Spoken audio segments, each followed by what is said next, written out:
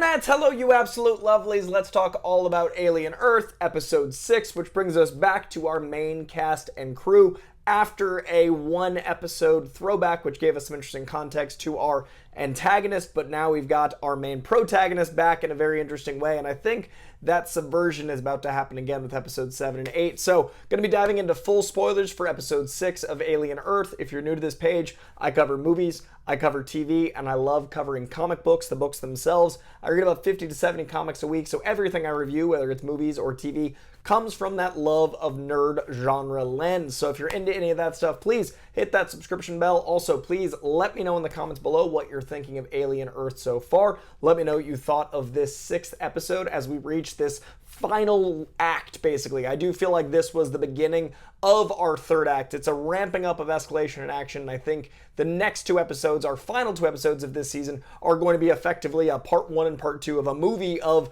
things enveloping the Earth. So let's talk about the episode itself. I love that we are to the point where all of the Peter Pan metaphors are coming to fruition.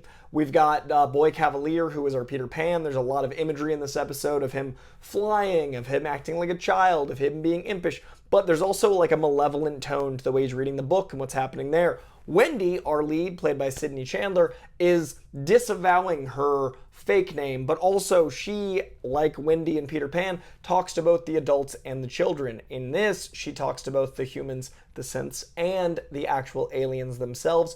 I think she might be one that kind of flips roles as we get to the end of this saga. I'm going to talk about more of that in a second, but we've also got the parent figure starting to die off. We had this entire setup where Hermit was going to be our, face huggy. We thought that we were getting a setup where to save that guy's mom, he was going to sacrifice Hermit. I love the tension of that entire 2nd act subplot of this kid being manipulated and failing to manipulate Hermit, but that tension of whether or not we were going to lose her brother and if that would break Wendy and turn her against everyone. But I didn't even consider the fact that there are a few more humans on site, and the only altruistic man on this entire base gets face hugged and becomes the thing that our big bad, who I didn't even put together, the Captain Hook metaphor has been right there. Speaking of all the things, the only man with the one arm, our big bad, our ticking clock, our Captain Hook character in this man's ear, in his head, basically manipulating things behind the scenes. Now he's got at least a sampling of this alien species to bring back to Yutani. And I love that last episode we got that Yutani backstory element. I feel like in a fun narrative way, it gave us exposition of who was on the ship before we met them, what was happening that allowed the aliens to escape, and a little bit of an origin of some of these characters. But most of all, in the narrative, it gave us a very tricky sense of moral, because there was elements in episode 5 where we did care about the up until episode 5 antagonist. Morrow, up until this episode, had just been a bad guy. He's a guy that's tricking children into doing horrible things. He's a guy that's completely cold and calculating. And we knew he had a kid, but that was a tiny little, crack in the armor of pure evil. Episode 5 gave us a lot of context of him being taken in by Yutani, him being willing to do anything for Yutani, but with purpose. She literally brought him in and then gave him an arm and did all these things, but we still saw how cold and calculating it was, that he sacrificed the whole crew without mercy for this one purpose. And now, this episode, we see that Yutani, the granddaughter of the one that he served, respects, trusts, and actually asks advice from him. I thought that scene between Boy Cavalier and Yutani, the manipulation that Boy Cavalier is able to do, how he's able to get paid to steal her stuff, how he's able to manipulate the system, all of that was really genius, because that's the world we live in today. People that have money have a totally different set of rules, and this scene shows that, but it also shows what genius looks like in that setting. And I love that Morrow is ready to go scorched earth, and Yutani's actually listening to him, and I don't know how much we would have bought that scene in particular and what's about to happen in 7 and 8, if not for episode 5. So I thought it was really interesting pace. We got 4 episodes of one story. We have a whole episode of a B story. We meet a whole different cast of characters, 90% new to us, and now we're back. And that also made me realize how much I love these characters. Being away from them for a beat, coming back to this team, coming back to Rashidi and what he's dealing with, and him as a lead of this episode, seeing our sheep again, and that Godsmack needle drop at the end.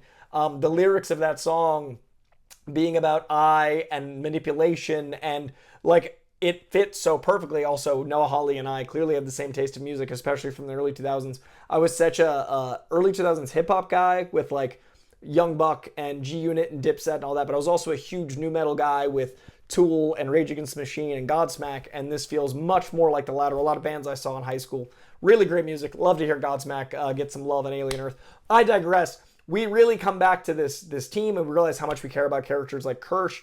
I'm very intrigued by Kirsh either lying to Boy Cavalier about everything going according to plan. Is that something that a synthetic can do if he's owned by someone else? Or was he not lying, and is that Boy Cavalier's plan that the aliens get out?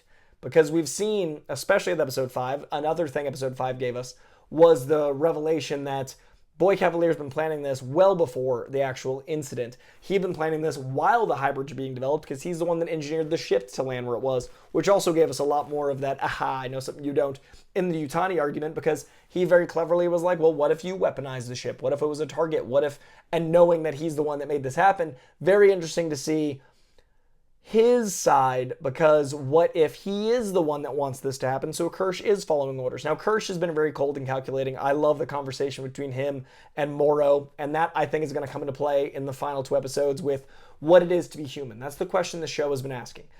We have the inhumanity of corporations. We have the inhumanity of synths. But we have the question of the humanity of a man that's only partially robotic but acts like a robot. We've got the question of humanity of, is it just the mind? The Ship of Theseus question I keep positing.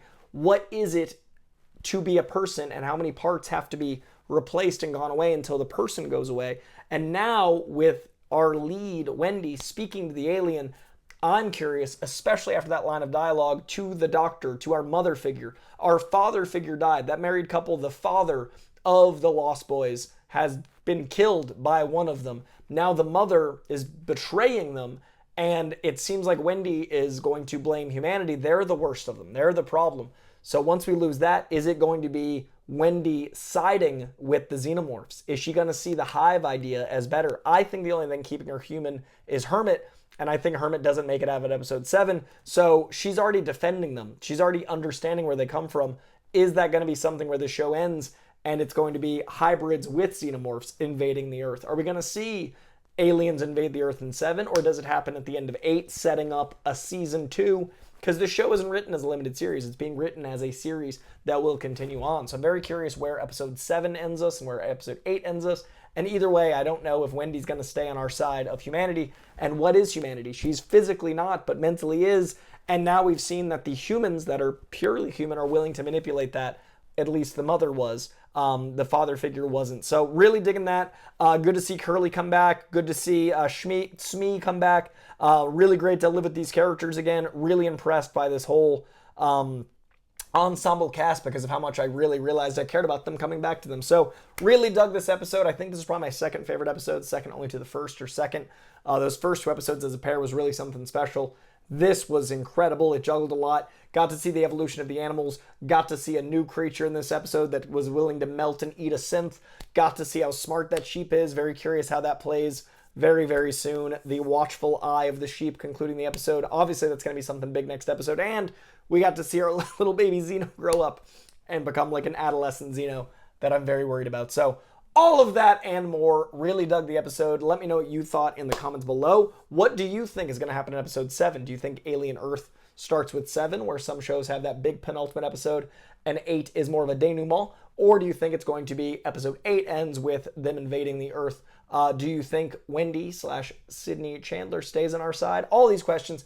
Do you think Hermit makes it past 7? Let me know in the comments below. Really enjoying the show, really enjoying talking about it with you, so let's continue that conversation there. Like, subscribe, press buttons. I'll see you next week for episode 7. I will see you this week for Peacemaker. I will see you this week for more lives and comic stuff and the movies that are out. So lots to come on this page in September, October, November, into the new year. Much love, y'all. Bye.